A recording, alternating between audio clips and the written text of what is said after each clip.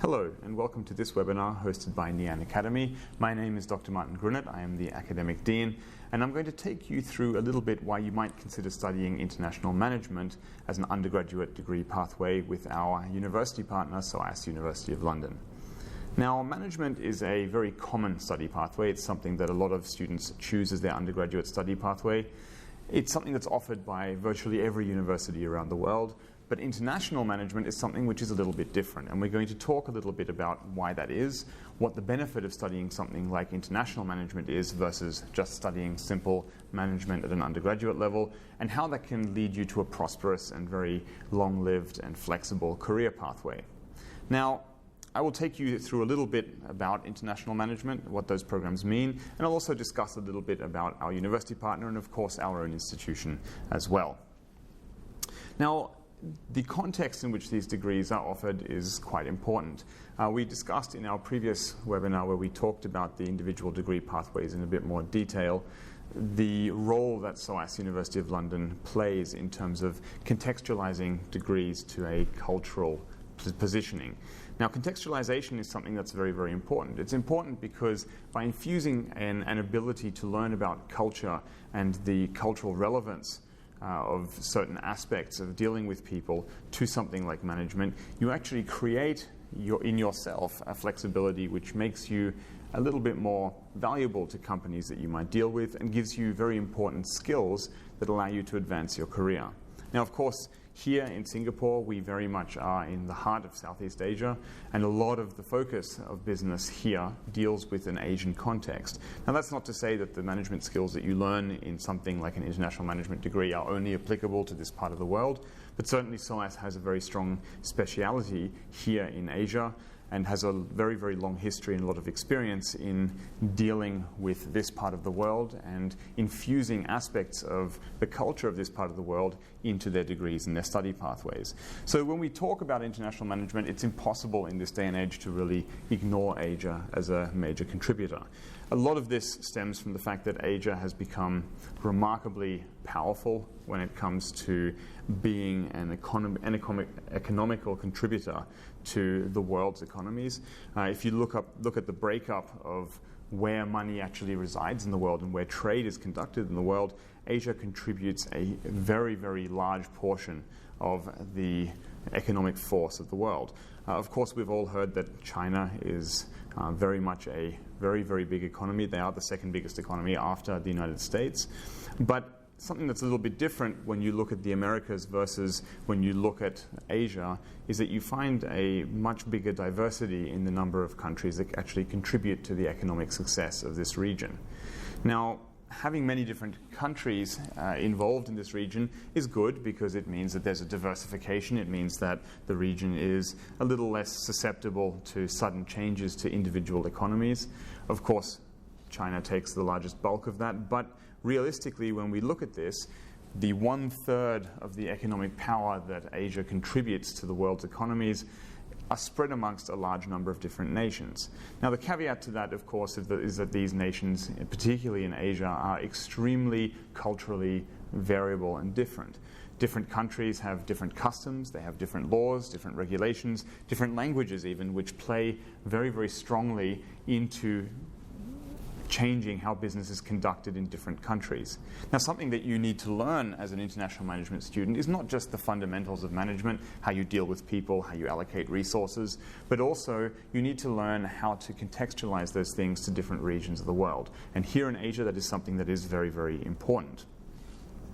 Now, this means also that if you have this kind of skill set when you graduate from your degree, you're put into a very, very advantageous position here in your career here in Asia. Of course, you can also take those skills and export them very, very easily to other places, such as Europe, for example, because even those places need to do a lot of trade together with Asia. And these days, that people who have that kind of cultural understanding and have the ability to contextualize their interactions with companies that operate in this part of the world are very valuable to companies that are trying to make headway. Now, of course, when we look at the global economy nowadays, in particular recent events, but also over the last 18 months or so, we see that there has been one unifying factor, if you like, which has been the uncertainty in not just this region, but all over the world. Now, a lot of that is because of conflicting interests. It's because of countries also seeking to gain advantageous positions when it comes to economical standing in a global context. But realistically, it also comes down to what we've seen over the last 10 years even, which is the disruption of standard business models. And all of these things lead to a type of business environment which changes very, very rapidly. And those changes, of course, are driven by new ideas, new innovations, things that come out that are different from what we've seen before. But they're also driven very much by the cultural needs of individual regions of the world. When we see how things operate here in Asia, when we look at even the fact that here in Singapore or in many places in Southeast Asia, companies that are very, very big, like Uber, for example, have had their operations essentially bought out from under them by companies like Grab, which is offering a similar service. The reason for that ability is because those companies have an understanding culturally of how to operate in this environment, which gives them an advantage over foreign companies that are trying to operate here. Now, that's only a very simple example, but that on a micro scale gets blown up very much when we look at something like trade disputes, such as we've seen between the United States and China in the last sort of 2 years to 3 years. And of course, this ability to have any kind of transnational trade, any kind of transnational operations for multinational corporations, those things need a cultural understanding and an ability to interact between each other. So really, when we look at business now, it's not fair anymore to simply segregate business into Eastern business and Western business, to say that this is an American company, this is a European company, this is a Chinese or a Japanese or a Korean company. Those things don't operate in isolation anymore. All these companies, whether they are in Asia trying to reach into Western societies to make themselves more relevant and more prevalent, or whether it's the other way around, which is Western companies seeking to gain footholds here in Asia, require an understanding culturally of how to operate in this part of the world. It is not really something that is East versus West anymore. It is something where realistically, these companies have global interests. Now, this also filters all the way down to if you're your own small business operator, maybe you run your own family business, your own small import-export company, something like that. You still need to have an understanding culturally how to deal with people in other nations, whether you're importing things from Thailand, for example, or exporting things to Indonesia, for example. You need to have contacts. You need to have contracts together with people. You need to have arrangements. And those arrangements are, of course, established contractually. They're standardized contracts. But on top of all that, the macro level above any contract that is ever put together between two parties is a relationship. And that relationship requires a cultural understanding. It requires an ability to contextualize both the business interests, but also the personal interests of those individuals when entering into those kinds of negotiations. Now, living here in Southeast Asia as a student, you are in a particularly advantageous position. The Southeast Asian nations under ASEAN are becoming rapidly one of the largest economic zones in the entire world. It's prospected in the next couple of years that ASEAN will have an economy in total the size of the entire European Union. Now, that is a huge amount of purchasing power for this region. It's a huge amount of money and resource available to conduct business, to conduct trade. And when we look at employers and when we look at people who work and run companies in this part of the world, one of the biggest things that they find difficult when hiring people to work in their companies is finding individuals who have the soft skills necessary to be able to effectively play a role in these big transnational partnerships that they have across Southeast Asia.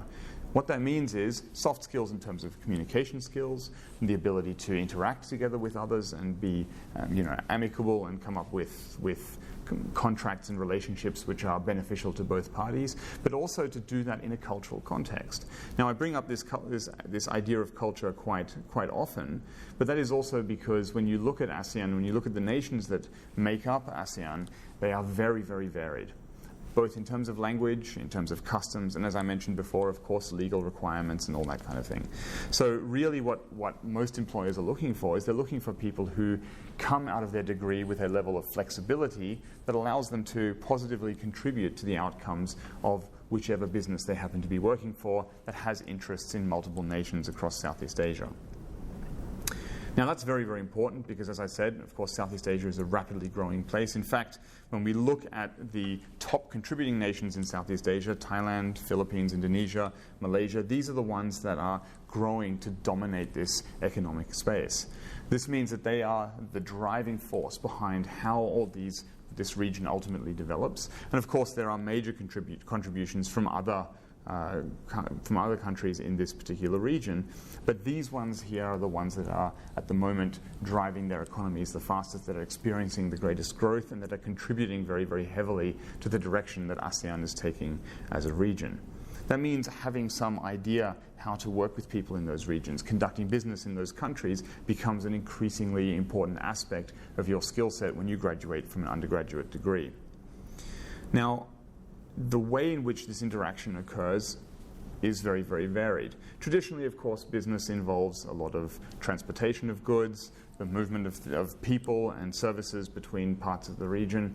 It's a very physically interacting thing. But of course, one thing that Southeast Asia in particular has struggled with in the past is this building of infrastructure. Singapore certainly stands out as a Southeast Asian nation in how quickly it has developed as a nation state and the infrastructure that it has put in place, which has certainly made it a hub for this kind of trade in the region. But what we have seen more and more frequently in the recent decades is that the internet and online commerce is something that has acted very much as an equalizer.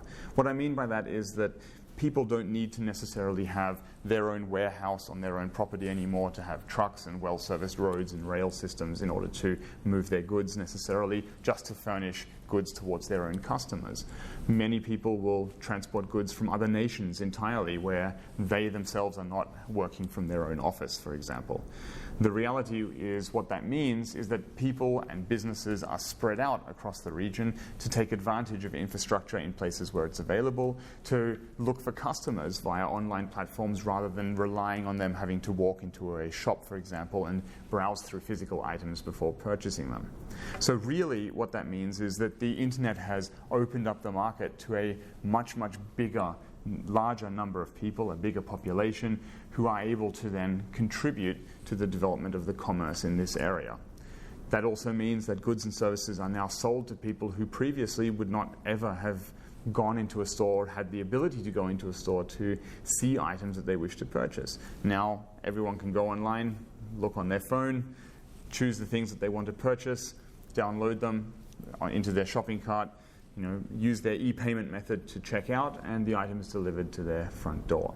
So it really has changed the way that commerce operates quite a lot. And this is reflected very much in the rate at which commerce is conducted in this part of the world versus the population growth in this part of the world.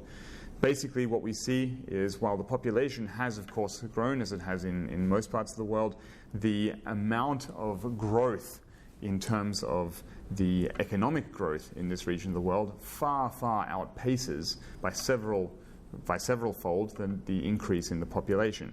And what this basically means is that by using the internet as a platform, it has equalized the playing ground a little bit. It's made it a little bit more even. What that means is small, medium enterprises are in some cases able to compete with much, much larger multinational corporations in offering services to their customers. That means that when you're buying goods and services online, you're not always going to be finding the cheapest or best deals from large multinational corporations. It might be an individual vendor. It might be a small, medium enterprise that's run by an individual person who runs their own business. Now, to be able to be effective in that space means being able to compete. And being able to compete relies on you being able to engage with your customers. It relies on your ability to be able to communicate with them and show them and demonstrate to them the things that they need to be able to see in order for you to be able to provide that service. Now, that really brings down to us the point of why one might study international management. Management by itself will teach you fundamentals that you need to know in order to be successful in your business. You need to be able to coordinate people. You need to be able to manage your resources. You need to understand how to conduct business, and you need to understand the basics of that, like economics and finance, for example.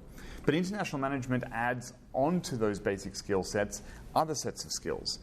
the learning of how to apply your business within the laws and rules and regulations of certain regions in the world, understanding individual cultural identity of individual countries, and learning how to deal with people, learning how to develop the soft skills that you will ultimately use in your business in order to be successful in your career. Now, basically what that means is that SOAS University of London, together with us here in Singapore at Ngee Ann Academy, seek to develop our students, our graduates, into something which is a little bit different from the average management graduate that you might see from any other university. The main components of this are to give our students a global mindset. That means, of course, coming out of a degree with their eyes open, knowing that there is more to their future career and their future work than simply working in one particular region or one particular country. To be fair, many of us don't even know which country we ultimately will end up working in. Some of us may stay in our home countries for forever. Some of us may change countries every few years, whether that is because your company posts you somewhere on a new assignment or whether it is because you keep changing jobs and finding new opportunities in other countries. The other thing that comes together with this is we want our graduates to be competitive. And being competitive has many facets to it. Of course, you need to be competitive in terms of having the core skills that you need to be employable as somebody with a management background. But realistically also, it means giving you something which is different, giving you skills which set you apart from your peers who are all studying in a similar field. Now, that difference is very, very important. And in this case, what happens through the degrees that are offered by SOAS University of London is that difference is, as I mentioned earlier, very much related to cultural contextualization, giving you a skill set and a capability that you don't find in other undergraduate degrees. Now, if you go back and have a look at our other webinar that we held last week, you will also see that there are, for example, some differentiators here like learning a foreign language as part of your study pathway in an international management degree program. That is something that is not offered by other universities, and is something that gives you a skill set that makes you very, very unique when you end up working for your company of choice.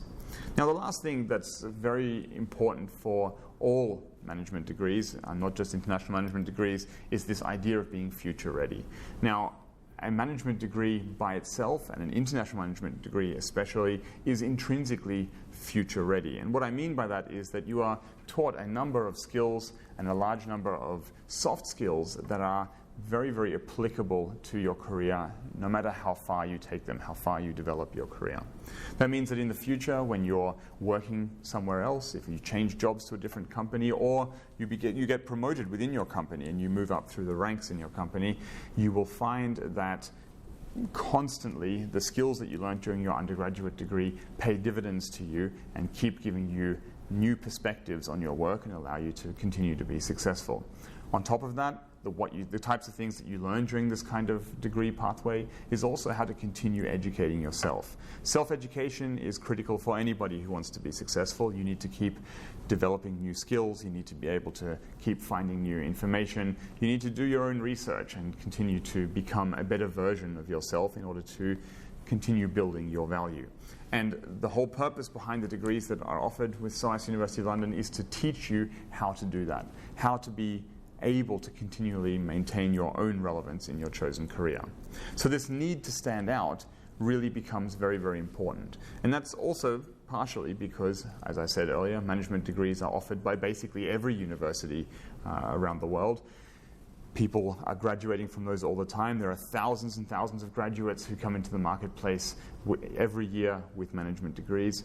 There are much, much fewer who come out with international management degrees.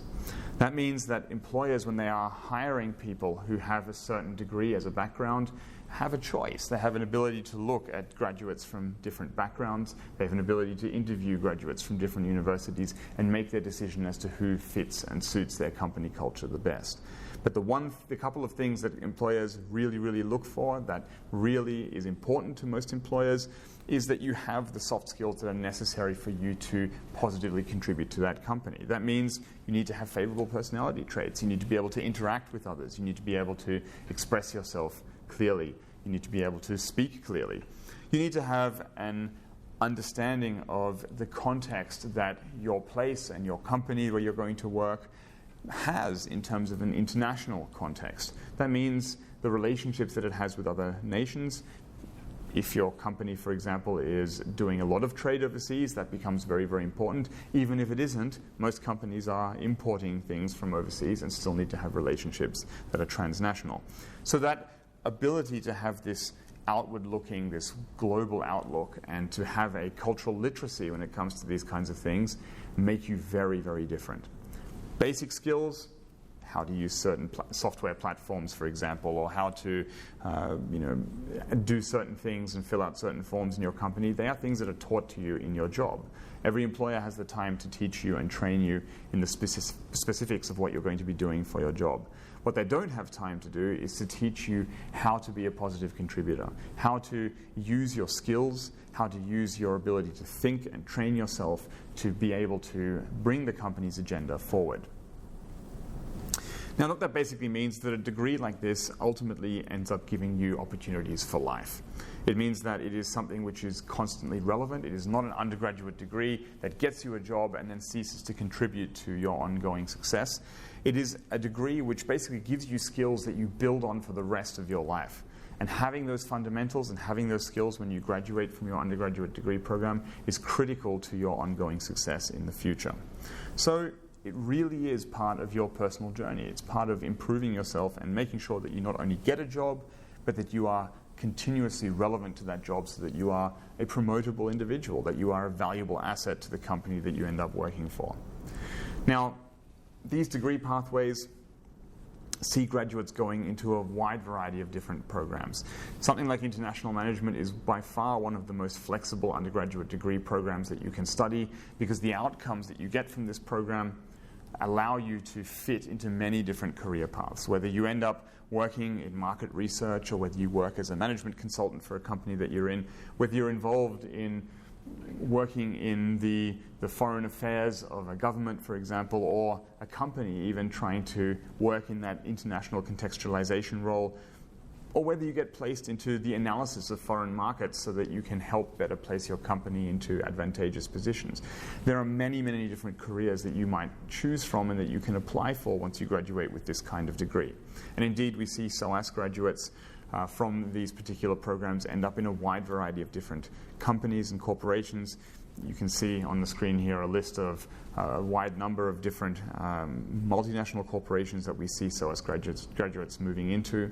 So there are many, many different career pathways that you can choose from, and having that flexibility also means that you are equipped with something which allows you to explore your interests and move into a career which you really, really love and enjoy doing.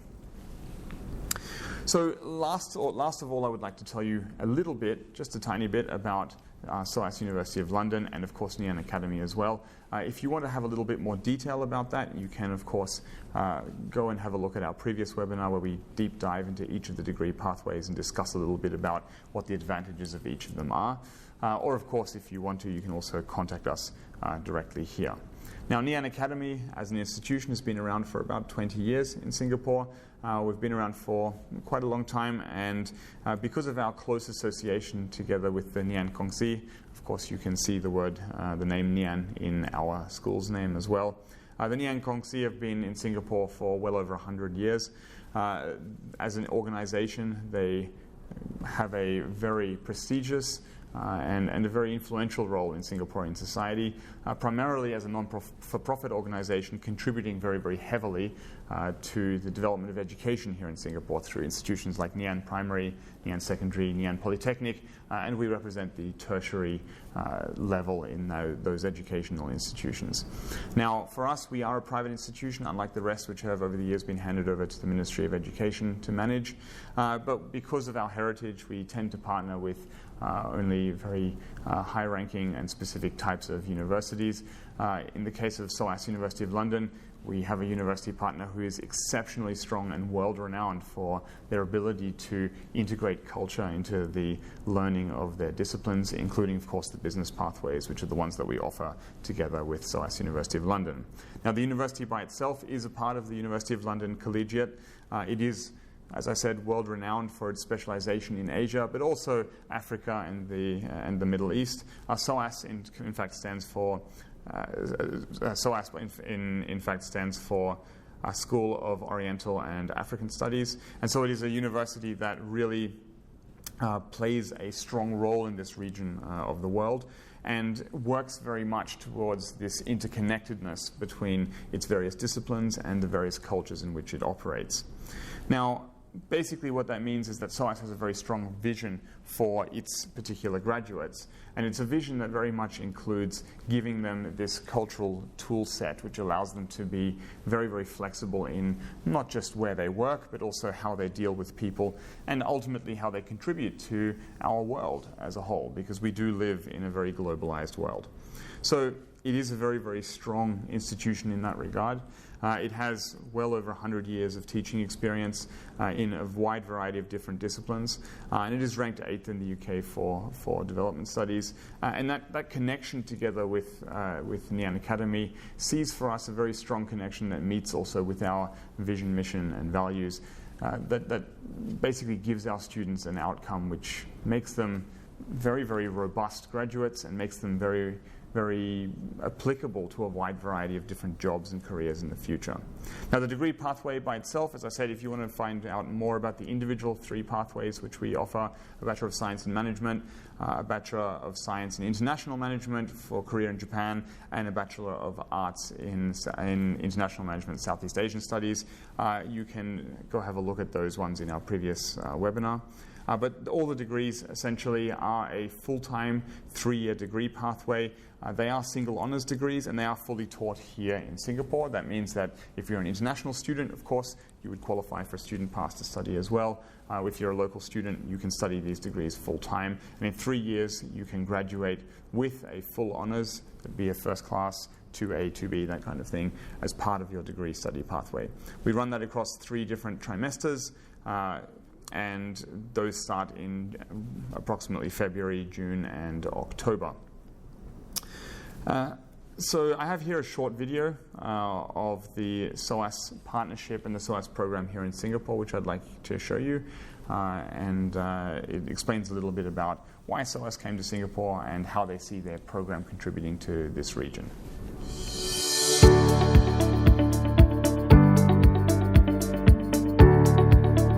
Singapore and Asia as a whole, and Southeast Asia in particular, have long been extremely important areas of the world for SOAS, and our interest and expertise and research, knowledge and teaching about Southeast Asia really goes back to the beginning of SOAS in 1916. So we had that long history and legacy and a deep commitment, and what we want to make sure is that we carry that commitment into the new areas and new disciplines that we teach. We've specifically gone into partnership with Ngee Ann Academy in Singapore to really combine our strengths academically with their state-of-the-art facilities in their city centre campus, which is where all of our programmes will be taught. We'll bring our faculty to Singapore and ensure that academic standards are those that students would experience on the home campus. Programs we're delivering in Singapore have been designed both to introduce students to all areas of international management, but they've also been placed in a regional and local context.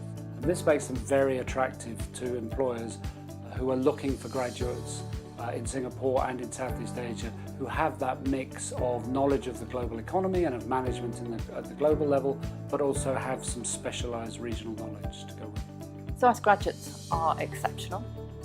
We have presidents, we have prime ministers, we have high-level holders of high-level posts in the United Nations, in UNESCO, in World Bank, in the International Monetary Fund. I could go on. Many of our alumni students are actually working in the ASEAN region in the corporations and companies such as like those big 4, like Deloitte & Touche, Ernst & Young, KPMG and PricewaterhouseCoopers, because they have the knowledge, understanding, experience, everything what it takes to be employable. Our range of international management programs really provides the opportunity for our graduates to stand out from the crowd, to stand out from other programs of this kind, and really demonstrate to employers their deep understanding of both the regional and globalized context. Working with Ngee Ann, we bring a unique set of skills together. our academic strength, our academic rigour, our academic standards, the unique student support that we'll bring through platforms and through engagement with our teams. But Ngee Ann have local context. Ngee Ann bring wellbeing services, localised library, fantastic facilities and other support. And they're running several open days and information sessions to give yourself and your family more information around our programs. We're really passionate about what we're doing in Singapore. We think we have fantastic programs for you. So take a look and hopefully we'll see you there.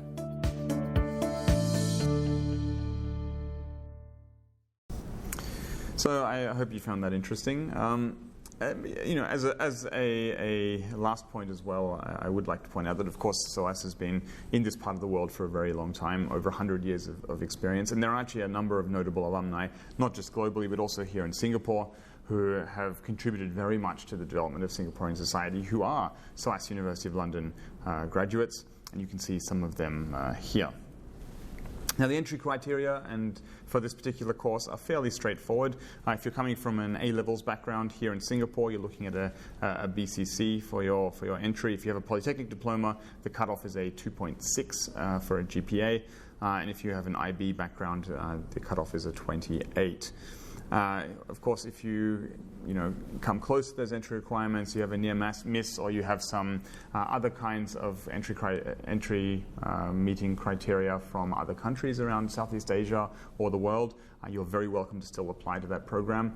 Individuals who don't fall under the standard entry criteria are still assessed by the university on a case-by-case basis and may very well lead to entry into that program. So it's been a pleasure having you join us for this particular webinar. You're very welcome to contact us at any of the information you can see here. If you would like to know more about SOAS University of London programs, if you have any questions or you want to speak to a program advisor or you would like to speak to myself, you're very welcome to contact them and we can help you with any questions that you might have. As I said, if you're interested in finding out a little bit more about some of the direct degree programs that we have with SOAS University of London, you can also check out our other webinar where we go into detail on those individual pathways. And if you have any questions, please feel free to contact us. Thank you.